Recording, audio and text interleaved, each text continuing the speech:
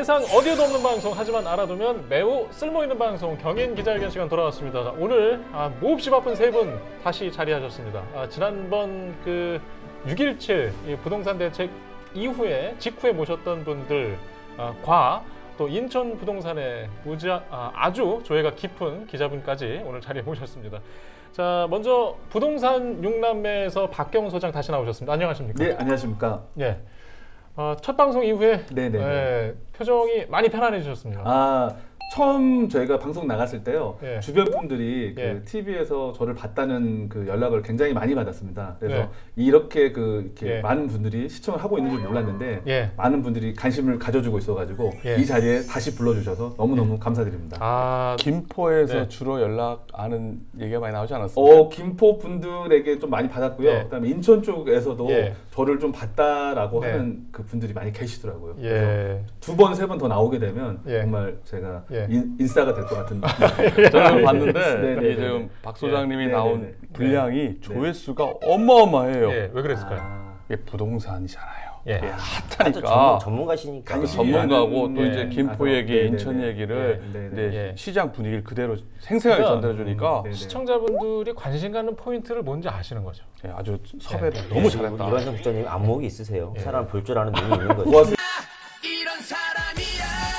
자, 아직 소개를 안 했습니다. 자, 우리 부동산과 또 만물에 관심이 아주 깊은 우리 김갑봉 기자님도 나오셨습니다. 안녕하십니까? 네, 안녕하세요. 예.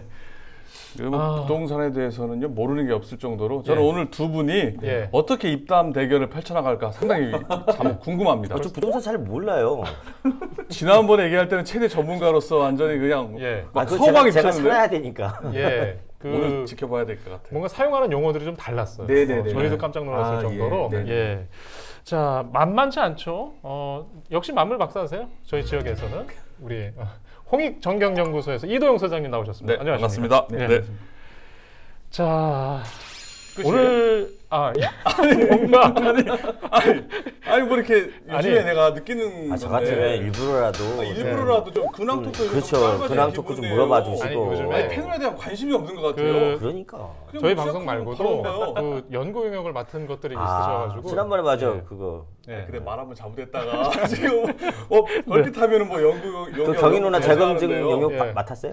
예. 아닌데 아직 안 들어갔어요? 예, 그래가지고 아니 좀 예. 그런 거 묻지 말고 좀 근황을 예. 좀 물어봐요. 어떻게 아, 지내고 있는지 예. 잘 지내고 있는지 뭐 잘 뭐 할 건지. 지내고 계신 것 같아요. 네. 예, 알겠습니다. 일단 VCR 보고 와서 이야기하겠습니다. 지난달 6.17 대책이 나온 지 한 달도 안 된 상황에서 7.10 주택시장 안정 보완 대책이 발표됐는데요.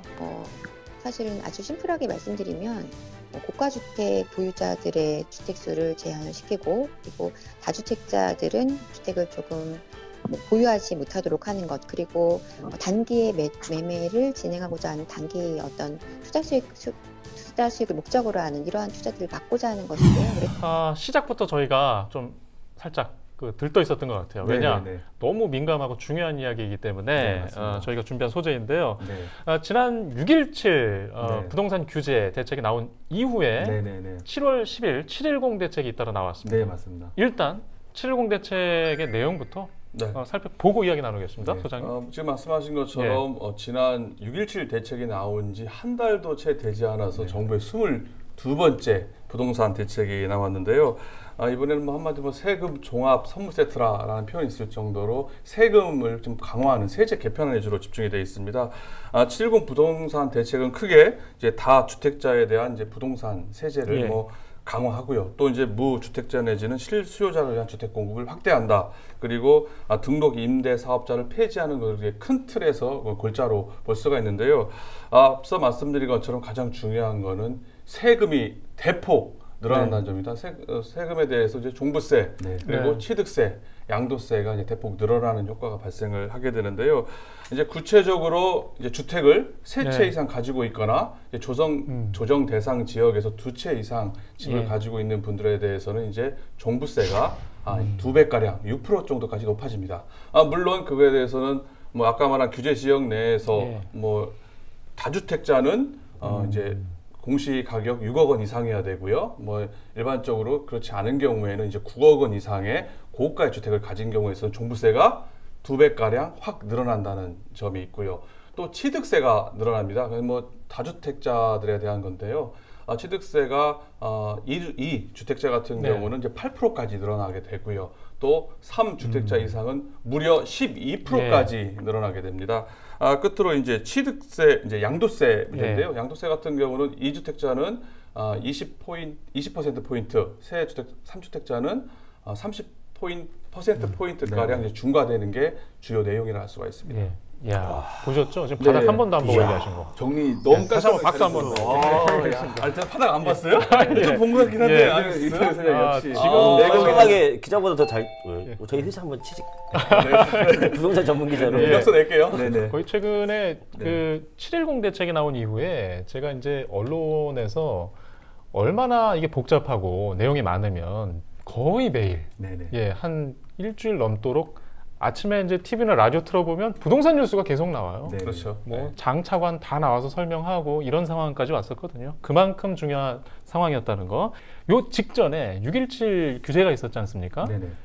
사실 우리 주민들, 시청자분들 입장에서는 그 체감이 굉장히 컸던 것으로 저는 개인적으로 기억을 합니다. 6.17 이후에 저희가 7.10 대책이 나오기까지 어떤 모습이었는지 간단히 좀 시장 이야기를 좀 들어볼까요? 어땠습니까? 네, 한 달 동안의 네. 드라마틱한 일들이 정말 많았습니다. 네. 그래서 아까 이도영 소장님께서 말씀해 주셨듯이 6.17이 21번째 규제고요. 예. 22번째가 7.10 대책인데 한 달 사이에 그 많은 시장 참여자들이 혼란스러움을 겪었습니다. 왜 그러냐면은 취득세, 양도세, 그리고 대출 강화까지 그 규제가 네. 되다 보니까 기준이 모호한 상태에서 내가 집을 구매하시는 분들이 예전에 있는 규제를 적용을 받을지 아니면 네. 새로 나오는 거에 적용을 받을지 매우 혼란스러워 하셨었고요. 뭐 예를 들어 김포 같은 경우는 시장의 규제를 피해 가가지고 오히려 그 네. 많은 그 매도자분들이 팔아놓고도 가슴앓이 하시는 분들이 많으셨고요. 그리고 인천 쪽 같은 경우는 네. 그 이런 시장 규제 강화로 인해 가지고 차후 부동산 시장이 좀 분위기가 어둡거나 떨어지지 않을까 하셔가지고 그 매매 계약을 체결하신 매수자분들이 네. 더 가슴앓이를 많이 하시는 그런 혼란스러움을 보여주는 그런 시장이었습니다. 예. 근데 이게 체감이 클 예. 수밖에 없어요. 예. 왜 그러냐면은 이제 6.17 대책 네. 같은 경우는 이제 뭐 당장 자기 지역이 네. 뭐 아까 말한 김포 같은 경우는 네. 뭐 집값이 상승한다든지 조정 대상 지역으로 묶이지 않았지만 또 인천 같은 경우는 뭐 전역이 뭐 규제 지역 묶이지 않았었습니까? 네, 하지만은 이번 6.10 대책은 다주택자에 대한 초점이 가 있거든요. 710 집이 대책. 좀 두 채, 세 채 이상 돼야 네, 맞습니다. 뭔가 좀 이렇게 예. 짜증이 나는 거예요. 예. 그리고 또 그 거래를 해야 돼요. 왜냐하면 이제 세금에 집중돼 있기 때문에 네, 실제 사고 팔고 하는 관계가 있어야만 나한테 체감이 되는데 네네. 6.17 대책 같은 경우는 그게 아니어도 당장 대출 규제부터 막히는 거예요.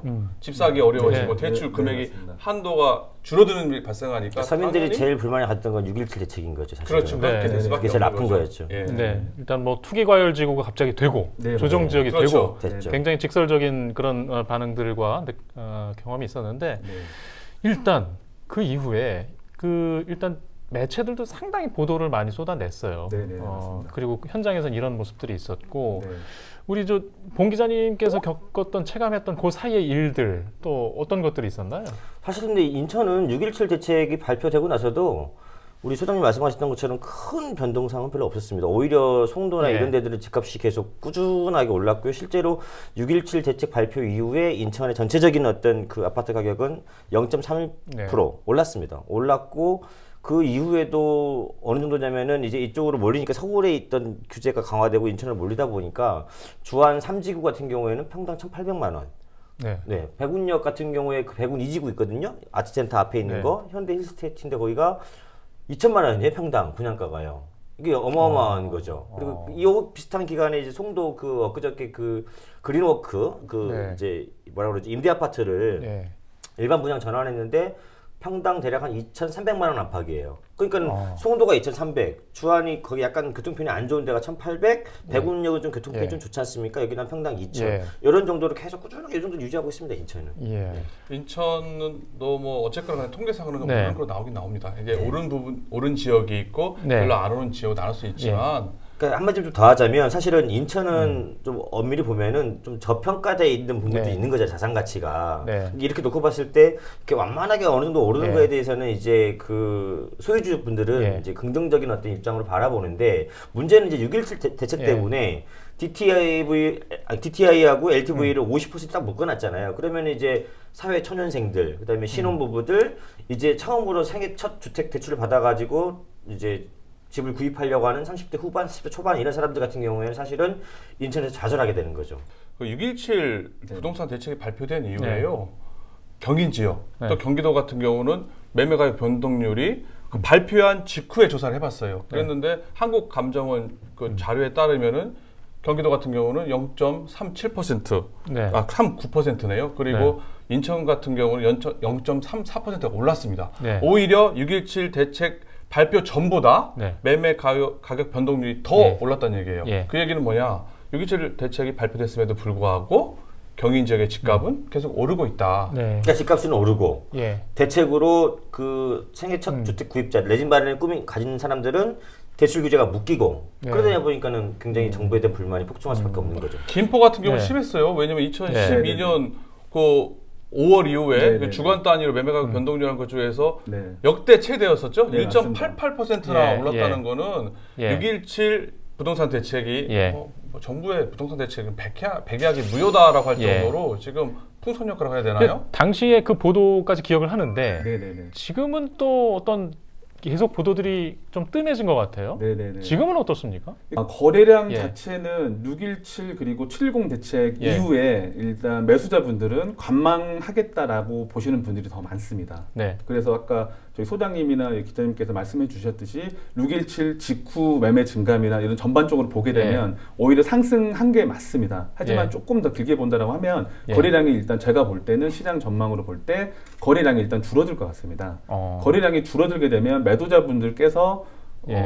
좀 급하지 않으신 분들은 상관이 없는데 조금 약간 돈이 필요하거나 현금화가 필요하신 예. 분들은 매매 가격을 좀 더 낮출 수 예. 있는 상황이고요. 그다음에 예. 거래량이 엄청 그 수요 자체가 앞으로 하락할 것 같다는 그 사인을 잊고 계시는 분들이 지금 많기 때문에 네. 전반적으로 조금 시장이 710 대책으로 인해서 좀 네. 전반적인 조정이 될 거로 생각을 하고 이 있습니다. 거래량은 주는데 어쨌거나 네네. 지금 가격은 오르고 있단 말이에요. 네, 그것도 그건 맞습니다. 왜 일단은- 일단은 때문에 물량이 딸려서 가격이 그것도 오른 맞습니다. 거라고 봐야 되는 일단 거예요? 수요는 줄어든 거는 맞습니다. 맞는데 아까 얘기했듯이 지금 양도세나 취득세, 그러니까 양도세가 클 것 같은데요. 네. 양도세 세율이 너무 크다 보니까 이 집을 갖고 팔았을 때 실익이 너무 없는 상황입니다. 오른 건 맞지만 그래서 물량 자체가 그 앞으로 더 나오지 않을 것 같기 때문에 그 네. 수요는 줄었지만 물량이 더 추가로 나오지 않기 때문에 금액적으로는 네. 상승하는 그런 게 맞습니다. 제가 그래서 그걸 좀 조사를 해갖고 왔어요. 네네. 이게 제가 조사한 게 아니라 네네. 이게 네. 부동산 전문 사이트에서 네네. 이제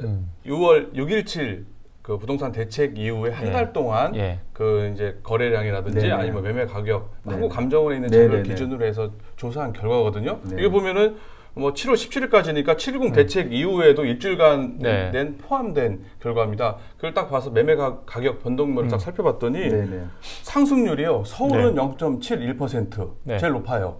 경기도는 0.59%, 인천 같은 경우는 0.31%예요. 네. 6.17 대책 이후에 뭐 710 대책 이후에도 집값은 상승하고 있다. 그것도 네. 서울 대비 서울 집값이 제일 오르는 거죠. 인천보다는 뭐 2배가량 더 오르고 있다는 그건 얘기예요. 맞습니다. 아니 뭐 6.17 대책해가지고 규제 지역을 해가지고 서울 집값 뭐 좀 이렇게 안정시킨다고 했는데 실제로 이게 혼재되어 있는 게 아닐까요?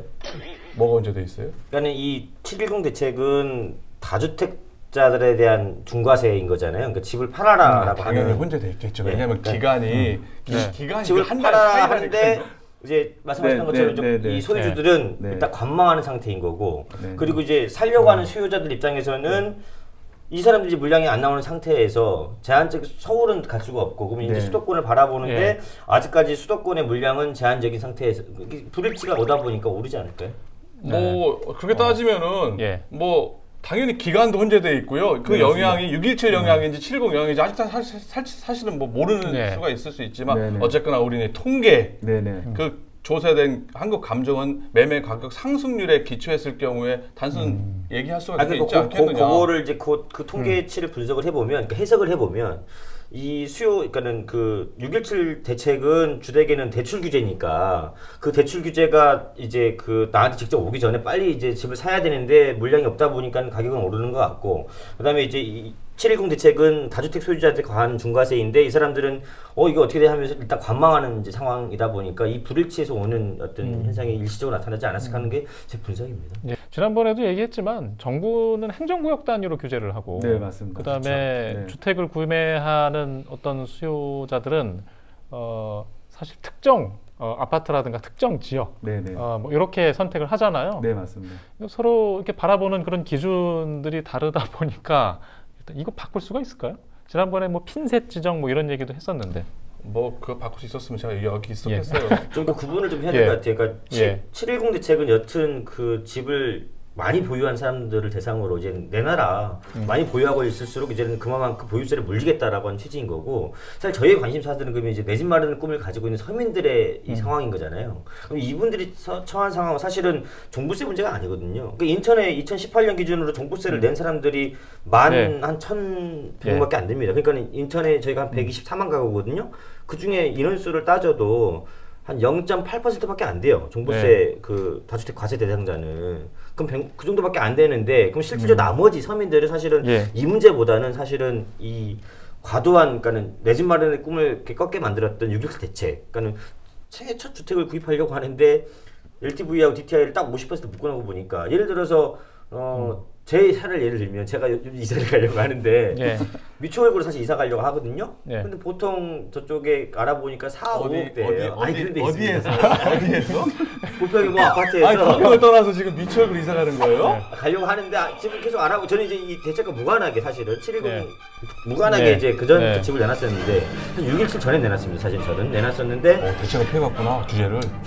알고 한 건 아닌데 정부 장관이 저한테 얘기해 줄 일은 없잖아요. 여기서 한 10년 살았어요. 아직 얘기 좀 하기 좀 나요. 돈 좀 벌었겠어요. 네, 그 미추홀구에서 굉장히 비싼 아파트거든요. 그 정도면은 4억대면 미추홀구에서도요. 그러면 이제 그 최대 대출이 50%까지 되는 거잖아요. 그죠? 근데 이것도 자기가 내가 원래 가지고 있는 총 대출 이거 포함해서 50%지 않습니까? 관심이 없으신가 이제? 근데 이게 이제 30대, 40대 신혼부부들 같은 경우에는 예를 들어서 부평에 5억, 미추홀구에 6억, 남동구 이런 데 따지면 사실은 50% 최대 맥시멈 대출이 50%다 그러면은 나머지 그러면 2억, 3억은 자기 돈을 마련해야 되는 얘기잖아요. 그러면은 후순위 끼고 들어가야 되지 않습니까? 후순위 대출? 그러면 신협이나 새마을금고에서 그러면은 당연히 7%대 8% 대출 붙일 거고, 그 리스크와 그 재정 부담을 감당하기 어려운 거죠. 관심이 없는 게 아니라 이제 6.17 대책은 그야말로 이제 규제 위주, 대출 규제 정책이라면 이제 710 정책은 이제 아까 말한 다주택자에 대한 과세 세제 개편 정책이다 보니까 분리를 좀 해야 됩니다. 당연히 분리가 되는 거죠. 하지만 우리 봉 기자님 같은 경우는 그 전에 했기 때문에 그 이후에 집 사야 될 젊은 신혼부부 같은 경우는 당연히 DTI, LTV 규제 묶여가지고 대출한다고 줄어드는 문제가 발생하니까 더더욱 불편함이 생기게 되겠죠. 물론 봉 기자님은 좀 잘하셨겠지만. 네.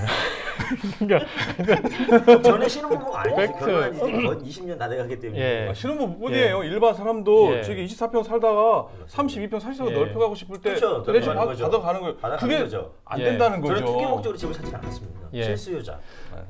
이렇게 되면 말리는 거예요. 그러니까 내가 한 번도 이런 적이 없는데 제가 원래 말리네.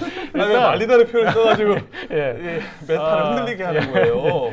일단은 제가 좀 이제 불인의 시각에서 보면 거래량은 줄었다. 네, 거래량 줄었어요. 그런데 가격은 오르고 있다. 그리고 추가로 풍선 효과는 그러면 유지가 되는 건가요? 네.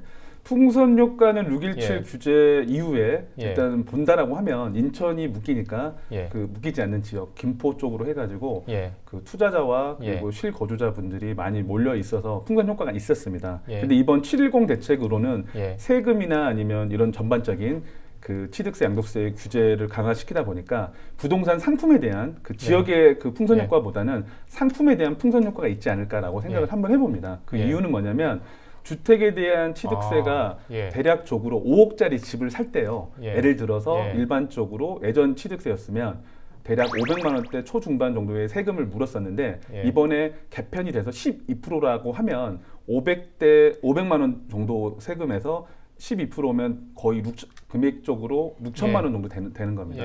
그러면은 세금 부담이 엄청나게 커진 거거든요. 그리고 반대로 양도세로 본다라고 하면 그 양도 차익이 1억이라고 봤을 때 세율이 거의 70%라고 했을 때요.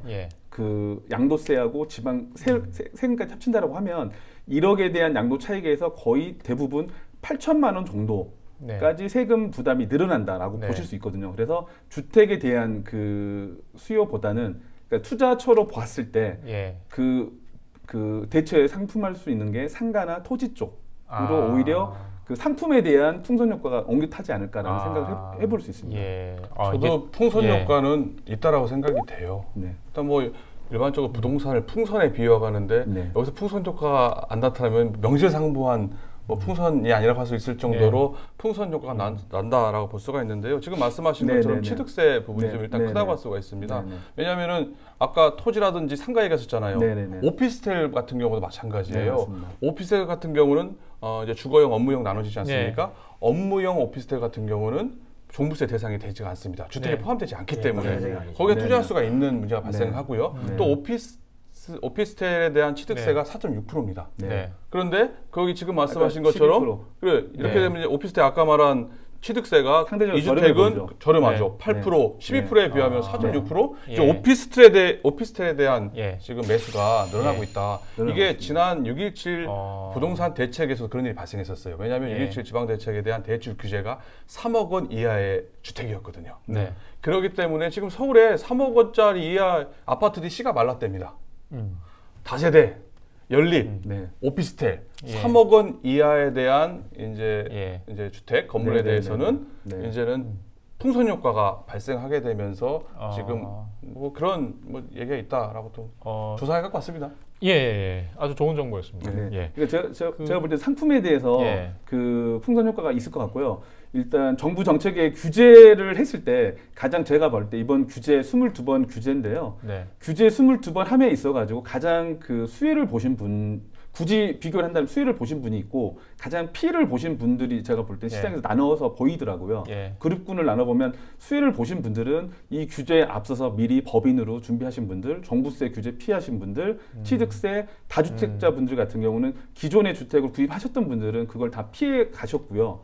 그다음 충분히 시장의 부동산 금액이 오르다 보니까 그 상승분이 세금 분보다 훨씬 더 큰 상황입니다. 그런 분들은 굳이 본다라면 수혜를 보셨었던 상황인 거고요. 가장 피해를 보신 분들은 주택을 구입할 수 있었으나 정부 정책을 믿고 기다리신 분들 있지 않습니까? 그분들은 17년도 대비 서울 집값이 거의 2배에 가까이 오르다 보니까 그분들의 상실감이 제일 클 것 같고요. 그리고 더 크게 피해를 보신 분들은 무주택자 분들입니다. 왜 그러냐면 아까 얘기했듯이 정부가 규제를 강하게 함으로써 시장이 안정이 되고 그다음에 물량이 많이 나와서 시장의 금액적으로 안정감을 이루어야 되는데 오히려 규제를 강하게 하면 할수록 그 물량 자체가 줄어들고요. 그 꼭 필요하신 분들은 주택을 사셔야 되지 않습니까?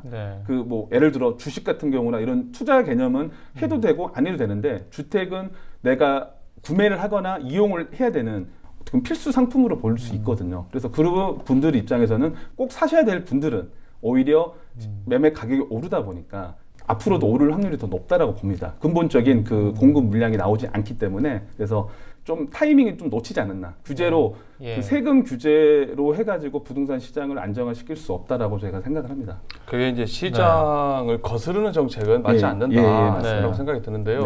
지금 22번째 부동산 정책을 하셨잖아요. 그런데도 불구하고 집값은 지금 역대 정권에서 최고 많이 상승했거든요. 왜 그렇게 이렇게 많은 대책에도 불구하고 상승하는 거예요, 공 기자님? 제가 국토부 장관을 한번 가면 바로 잡으면 제가 기회를. 그러니까 그래서 그 가기 전에 좀 의견을 좀 한번 여기서 정견 발표를. 시장의 불일치인데 사실은 주택 공급이 모자라진 않잖아요. 인천 주택 공급률이 117%입니다.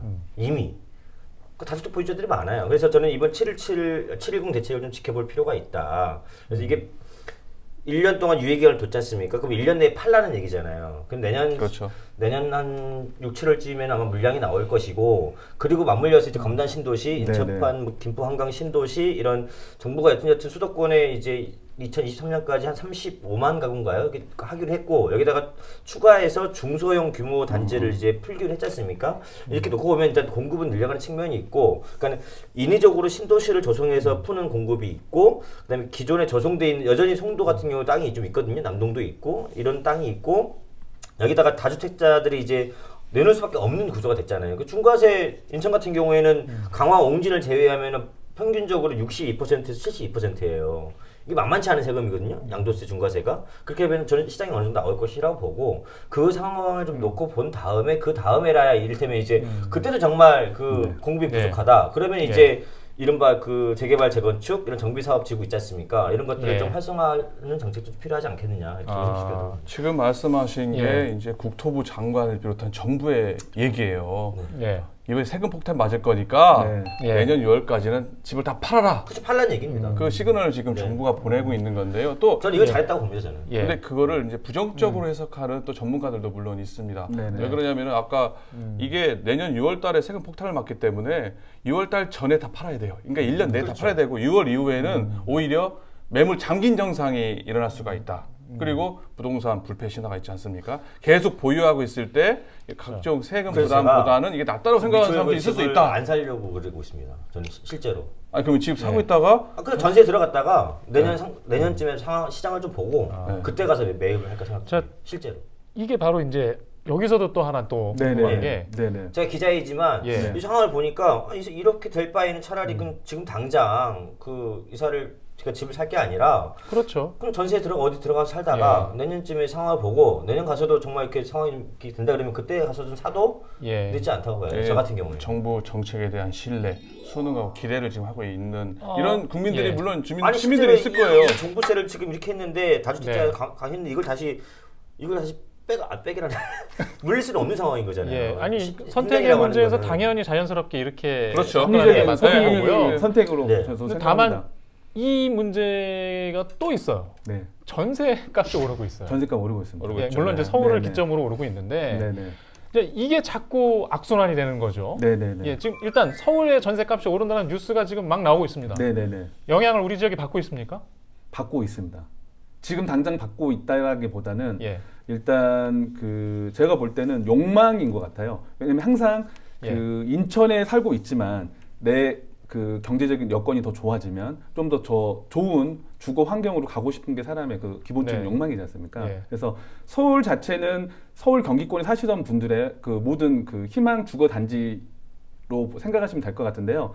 서울 전체적으로 물량 자체가 공급량이요. 내년 내후년부터 시작해가지고 점차적으로 그래프로 보게 되면 공급량 자체가 줄어들고 있습니다. 그러면 물량 자체는 줄어들고 있고요. 그리고 뭐 예를 들어 볼게요. 재건축 같은 경우 이번에 그 재건축 규제를 강화함으로써 그 주인분들이 2년 거주 실거주 의무를 두게 됐습니다. 그러면 기존에 그 자기 집을 전세로 놨던 분들이 그 집에 2년 동안 의무적으로 거주를 하셔야 됩니다. 그러면 기존에 있던 세입자분들은 바깥으로 더 밀려나게 될 수 있는 상황인데요. 지금 전체적으로 물량은 줄어들고 그다음 그 주인분들도 임대를 놨던 거에서 그쪽으로 들어가야 되기 때문에 그 전반적으로 전세는 더 상승하리라고 생각합니다. 그러니까 그 얘기는 이제 지금 제가 좀 듣다가 좀 헷갈렸는데 서울에 있는 전세 가격이 오르다 보니까 서울에서 밀리다 보면은 인천까지 오게 되고 인천에서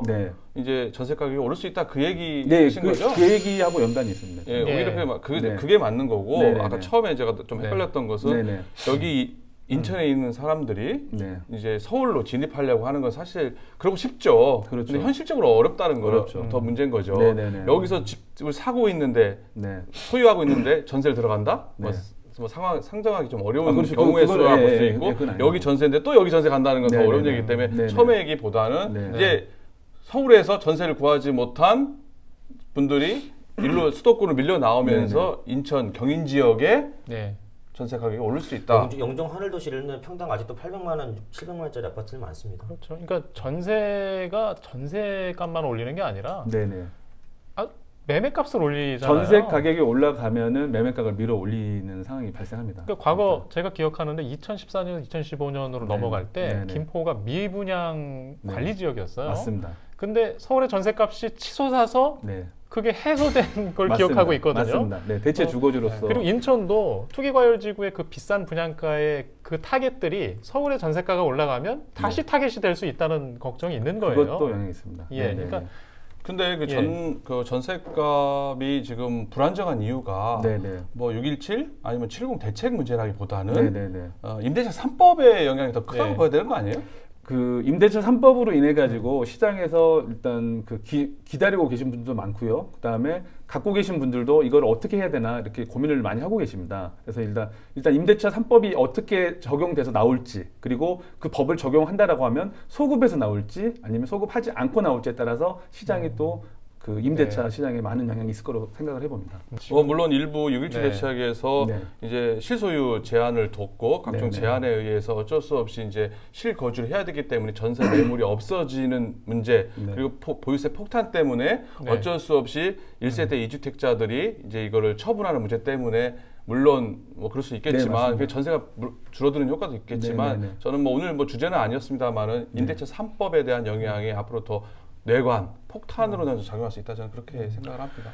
정부에서 이제 그 공급 대책을 또 추가로 내놓을 예정이지 않습니까? 네. 예, 이 영향도 우리가 좀 뭔가 미칠까요? 그런 것들이 나오게 되면 서울에서의 공급 대책의 뉴스들이 많이 집중되고 있는데. 근데 지금까지 공급을 늘려가지고서 부동산 집값이 안정된 적이 한 번도 없잖아요. 예, 그렇긴 하죠. 그게 아니 규명이 됐지 않습니까? 공급을 늘려서 서울과 수도권 주변에 계속 1기 신도시, 2기 신도시, 3기 신도시까지 발표됐고 여기다가 추가적으로 지금 이제 그린벨트까지 해제하려고 했다가 그거는 이제 너무 역풍이 세니까 이제 물러났는데 대신에 이제 그 유유지를 활용해가지고 중소규모의 이제 그 신도시를 만들겠다고 했는데 이렇게 하면 할수록 공급을 늘린다고 해서 과연 성공을 했느냐? 사실 성공한 적이 한 번도 없다. 네, 뭐 한 번도 없다, 있다 없다 그런 문제보다는 저도 그런 걸 봤어요. 왜냐하면 일반적으로 부동산 공급이 많이 되게 되면은 주택 가격이 안정돼야 된다 생각을 하는데 이게 원래 시장 논리는 그렇죠. 공급이 시장 늘어나면 논리는 가격이 그래요. 낮아져야 되는 거죠. 논리는 그런데 실제 통계상 그렇지가 않습니다. 주택이 많이 공급된 시기에 보면 집값이 높아요. 그래서 이게 거꾸로 아니냐. 그러니까는 집값이 높아지니까 건설사들이 열심히 분양이라든지 건설을 하는 거고 이제 그렇지 않을 경우에는 이제 집값이 떨어지게 되면은 공급을 잘 안 하게 되는 시장 논리가 작용하기 때문에 오히려 그 아까 말한 공급이 많아지면은 주택 가격이 안정된다. 그러니까 누군가는 이제 아니라는 다주택을 소유하고 있기 때문에 이제 그 수요가 있는 거고 또 공급이 늘어나더라도 이제 뭐 공실 같은 경우도 있지 않습니까? 원도심에서 이사 가고 이러면서 그렇기 때문에 이제 여튼 공급이 늘어나도 뭐 가격에는 별로 영향이 없는 뭐 그런 일이 벌어지고 있습니다. 일단 앞에 아주 열띠게 얘기를 했는데요. 이게 혹시 뭐 저희가 뭐 국내외에 뭐 많은 정보를 갖고 있는 전문가들은 아니지만 혹시 이게 다른 뭐 국외에서라도 아니면 뭐 해외에서 혹시 들어본 이런 선결 사례들이 혹시 들어볼 만한 게 있을까요? 저도 네. 여기 대본에 네. 그게 질문이 있길래 예. 고민을 많이 해봤어요. 그게 쉬운 게 예. 아닌데 제가 그럼 여기 예. 있겠어요? 좀 여기 국토반에 예. 들어가서 지금 일단 들어보고요. 할 텐데. 이게 우리가 편집해야 될 건지 내용해야 될 건지 서로 아니 지금 얘기하고 있는 중이에요. 아니 갑자기 약간 해외 사례는 잘 모르겠고요. 예. 취재를 다녀보면 그분들은 제가 많이는 안 다녀봤습니다만 예. 그래도 이제 기획 취재 이런 일 예. 때문에 이제 저희가 좀 잘 사는 그러니까 선진국 예. 북유럽이나 서유럽 이런 데 다녀보면 그분들한테는 집이 이렇게 막 우리나라처럼 어떤 자산 증식의 대상 이렇게 안 여기더라고요. 전반적인 분위기가. 그리고 사회복지제도 보장제도 잘 발달돼 있는 거고. 근데 우리나라 같은 경우에는 저희 나라 못 사는 나라는 아닙니다만 뭐 의료 보장 잘 돼 있긴 하지만 여전히 자기가 노후가 안정화되려면 가장 중요한 거는 이런 안정적인 어떤 부동산이 필요한 거잖아요. 그게 안 되면은 안정적인 노후를 보장받기 어려운 거고. 그래서 부동산 대책도 부동산 대책이지만 제가 굉장히 이번 정부한테 화가 났던 거는 아니 그 강남과 강북만 놓고 보더라도 강남과 강북이 28년 전에는 아파트 가격이 한 920만 원 정도 차이가 났었는데 지금은 9억 2천 차이에 한 채당. 그러면 100배 차이지 않습니까? 이렇게 격차는 벌어지고 자산을 가지고 있는 사람은 계속 잘 살게 되는데 그것이 문제라고 해가지고 공급도 늘려지고 뭐 이렇게 했지만 그건 실패를 했고 그러는 사이에 정말로 최저임금은 130원 올랐지 않습니까? 작년 대비 이제 내년에 이제 그만큼 오르는데 그러면은 서민들 입장에서는 내가 열심히 일을 해서 저축을 하거나 뭐 그 전기 예금을 들거나 이렇게 해가지고서 내 임금이 오르거나 장사가 잘 돼서 내 가계 소득이 오르거나 이러면은 상대적 박탈감이 덜 할 건데 월급은 쥐꼬리만큼 오르고 아파트 값은 갑자기 그 거의 한 최근 문재인 정부 안에서 아까 말씀하셨던 것처럼 한 2, 3년 사이에 2배 뛰어버리면 서민들은 좌절할 수밖에 없는 거죠. 그 앞서 그 지금 해외 선진 뭐 본받을 만한 사례가 있느냐고 지금 말씀하셨잖아요. 근데 이게 부동산 정책이라는 게 이 세제라든지 뭐 공급이라든지 각종 규제라든지 그리고 또 각국마다의 처한 상황과 여건이 다 틀리기 때문에 이거를 뭐 단편적으로 얘기하기는 상당히 어렵다라고 볼 수가 있는데요. 최근에 그 이해찬 민주당 당 대표가 싱가포르 같은 경우는 취득세를 엄청나게 매긴다더라. 한번 싱가포르 해외 사회를 한번 검토해 볼 필요가 있다라고 얘기하면서 좀 싱가포르에 대한 관심이 집중이 된 적이 있었습니다. 싱가포르 같은 경우는 우리는 좀 3주택자 이상한테 취득세를 12% 매기잖아요. 거기는 2주택자만 돼도 12%를 매깁니다. 그리고 외국인 같은 경우에는 25%, 뭐 영주권자, 시민권자, 그리고 외국인이 다 차등이 돼 있고요. 그러다 보니까 우리가 이렇게 취득세 올리는 것도 뭐 싱가포르 사례에 비하면은 뭐 한번 올릴 수 있지 않겠느냐 뭐 이렇게 얘기한지는 모르겠지만 어쨌거나 싱가포르가 우리나라처럼 임금 밀대가 높은 나라라는 점에 있어서는 한번 참고해야 되지 않겠느냐 얘기를 했었습니다만은 싱가포르 그래서 한번 봤어요. 근데 싱가포르 같은 경우는 이 보유세가 재산세를 자기가 임대 목적으로 주택을 보유하느냐 아니면 자기가 직접 거주하느냐에 따라서 이 재산세 차이가 엄청납니다. 뭐 우리나라 사실 다 당연한 거죠. 예, 그리고 지금 우리나라도 일부 그렇게 돼 있는데 뭐 세제가 복잡하니까 양도세에 대한 보유 기간에 따른 양도세 과이자 우리나라 뭐 다주택자에 대한 중과에 너무 묶여 있긴 하지만 1주택자라 하더라도 보유 기간에 따라서 이제 차등, 뭐 2주택자 이런 거에 대한 차이점이 있고요. 끝으로 이게 OECD 기준을 한번 살펴볼 때 일반적으로 우리나라가 OECD 가입국들에 비해서 보유세는 상당히 낮은 편이라고 할 수가 있습니다. 반면에 취득세, 양도세 같은 거래세는 상당히 높아요. 그렇기 때문에 앞으로 방향성은 보유세는 지금까지 높이는 방향에 대해서는 뭐 특별한 이의가 없습니다. 하지만은 아니 그렇게 되면은 거래세는 좀 낮춰줘야 되는 거 아니냐. 그래서 손쉽게 거래하고 취득하고 양도할 수 있는 걸 만들어줘야 되는 거예요. 물론 다주택자에 대한 규제는 좋아요. 하지만 1주택자나 2주택자든지 차등을 두어서 거래를 활성화시켜주고 테러를 열어주면서 보유하고 있고 다주택자에 대한 과세는 세게 한다는 그런 방향에 대해서는 이거는 보유세는 높이고 취득세는 낮춰줘야지 보유세도 높이고 거래세도 높이고 이건 조금 아니지 않느냐. 다주택자 아니시죠? 아니 그 아니 물어보는 거지. 이거는 다주택자 재산인 거니까. 그러니까 공급을 늘린다고 했을 때 그럼 어떤 공급을 늘려줄 거냐? 그러니까 건설사의 자본을 이런 어떤 그 투기 자본의 어떤 배를 불려주는 공급이 아니라 그럼 실제로 사람들이 살만하게, 그러니까 전용 면적 한 25평 이상, 30평 요 사이 그러니까 임대주택을 지어주더라도 지금처럼 14평 실평수 한 8평, 11평 이런 주택이 아니라. 실제로 한 25평 되는 그런 임대주택을 갖다가 장기 임대주택을 늘려주는 게 맞는 거다. 근데 그거 제가 잘 몰라요. 왜냐하면 지금 제가 말한 게 OECD가 그 국가들이 뭐 다주택자 아니면 뭐 그 여부에 따라서 한 게 아니라 일반적으로 이렇게 알려진 거에 따른 거기 때문에 그게 또 뭐 거기에서도 그 다주택자에 대한 그렇게 하고 있을지도 모르니까요. 그거는 뭐 구체적으로 살펴봐야죠.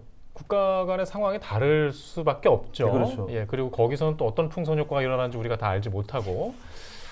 일단 그래도 이런 때문에 많은 관심을 갖고 우리가 좀 시선을 좀 확대할 필요가 있다. 자, 이름하여 오자 정리 시간입니다. 오늘 준비하신 오자가 다들 있으신 것 같아요. 다들 침착한 표정들이십니다. 네. 네, 뭔가 오늘 제가 먼저 할게요. 제가 계속 먼저 하라 그랬다고 지난번에. 네.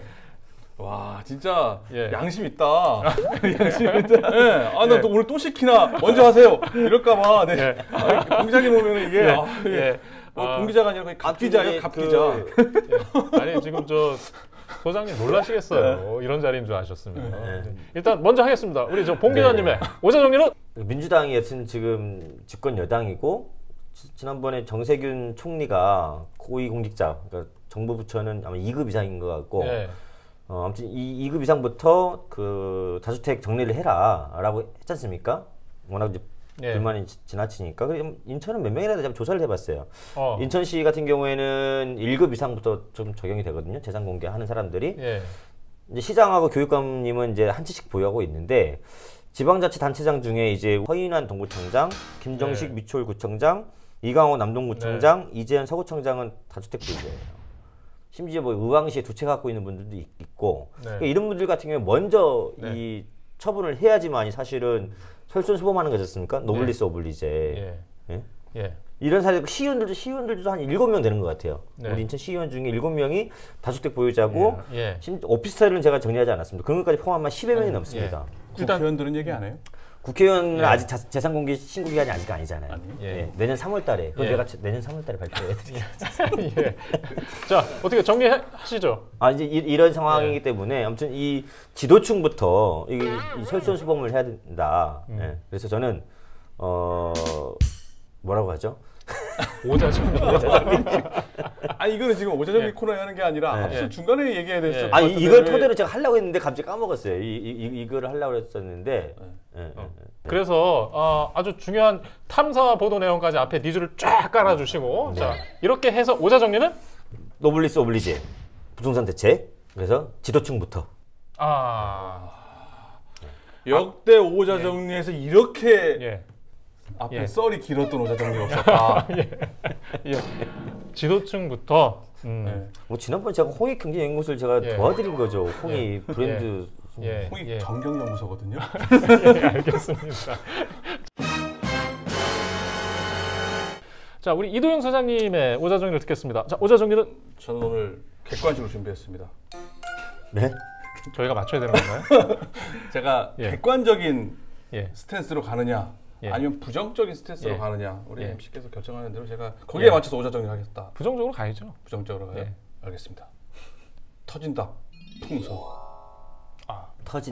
터진다 풍선. 풍선. 네. 터진 다 풍선이 아니라 네. 터진다 풍선. 풍선이 터진다 버블. 네. 공개. 그러면 우리 큰일 나는 거 아닌가요? 문제가 생기는 거죠. 풍선을 반어법이죠. 그리고 꼭 투자라고 하는 게 아니라 절에서 영역이 안 들어가는 게 아니고. 조심하세요. 아니, 자, 아니, 그렇게 알겠습니다. 얘기하면 어떻게 해요? 그러니까 풍선이 터지면 안 되니까. 안 되니까. 각별히 터진다. 조심해야 풍선 된다. 조심하자. 조심하자. 뭐가 이거 다 알면서 지금 일부러 자, 다 얘놓고 아니, 알겠습니다. 터진다 풍선. 시장에 가장 네네. 정말 객관적인 모습들을 전해주고 네네. 계신 우리 네네. 박경원 소장님의 오자정리는 저는 그 규제 역설이라고 제가 얘기를 하고 싶은데요. 뭔가 고급스럽잖아요. 네, 그러니까 지금 지금 정부에서 20번 이상 규제책을 내놨습니다. 예. 근데 예를 들어서 아이가 아픈데요. 예. 그 20번 이상 치료를 했음에도 불구하고 그 예. 아픈 게 그 나아지지가 않은 상황인데 예. 그러면 그 나아지지 않은 상황 가지고 아이가 나쁜 건지 아니면은 그 예. 처방이나 아니면 그 원인 진단이 잘못된 건지 예. 그거를 한번 예. 다시 한번 짚어서 봐야 된다고 생각합니다. 지금 예. 710 대책까지 나왔는데 예. 이걸로 인해서 또 그 잡히지 않는다면 어떠한 규제를 더 나와야 될지. 그럼 제가 볼 때는 그때는 주택거래 허가제 예. 정도로 나오지 않는 이상은 더 이상 이제 규제에서 할 수 있는 게 없다라고 생각하거든요. 저는 예. 강한 규제보다는 이 정말 그 포커스가 다주택자라면 좀 그 사람들이 물량을 풀 수 있게끔 억제하는 것보다는 다른 방법으로 회유해서 달래는 방법으로 좀 방향 전환을 스탠스를 바꿔보는 건 어떨까라는 생각을 해봅니다. 규제보다는 네. 지난번에 뭐 오케스트라라는 표현을 쓰셨는데 네. 유연한 관리. 네네. 네, 그때 유연한 관리. 참 괜찮았던 오자정리였었어요. 예. 바꾸시겠어요? 또 해도 돼요? 예, 아닙니다. 지금 이제 세 분의 오자정리를 모두 들어봤고요. 우리 봉 기자님이 아주 그 긴 설명 뒤에 아주 확실한 지도층부터 부동산 매각할 필요성이 있다 얘기하셨고, 그리고 아주 부정적인 입장에서 우리 이도영 소장님이 풍선 터진다 풍선. 조심하자는 의미에서 얘기하셨고, 자, 규제 역설까지 들어봤습니다. 우리 손가락 드시고요. 오자정리 토크 선정을 하겠습니다. 하나 둘 셋 하면은 오늘의 선정을 해주시면 되는 거예요. 예. 두 분 그 자꾸 이렇게 딴 데 쳐다보지 마세요. 서로 뭔가 아직까지도 감정이 있으신 것 같아. 자, 가겠습니다. 자, 하나, 둘, 셋. 자, 지금 저 네. 규제 역설 규제 쪽에 역설. 투표 아. 가장 많이 선택을 해주셨습니다. 우리 두 분께서 객관적으로 선택을 해주신 것 같아요. 예. 아니면 적어도 상대는 안 찍겠다. 그렇죠. 예, 알겠습니다. 자, 오늘 규제의 역설 아주 멋진 마무리 멘트와 함께 박경호 소장님이 설명을 해주셨는데요. 아마 많은 고민들이 더 뒤따르겠죠. 예, 그만큼 어렵다는 거 알고 있습니다만은 현장에서 우리 실수요자들은 신음하고 있다는 거 정부도 꼭 지역 행정도 아셨으면 좋겠습니다. 자, 다음 시간에도 꼭 필요한 이야기와 함께 돌아오겠습니다. 경인 기자회견 시간 오늘 순서는 여기서 마치겠습니다. 안녕히 계세요.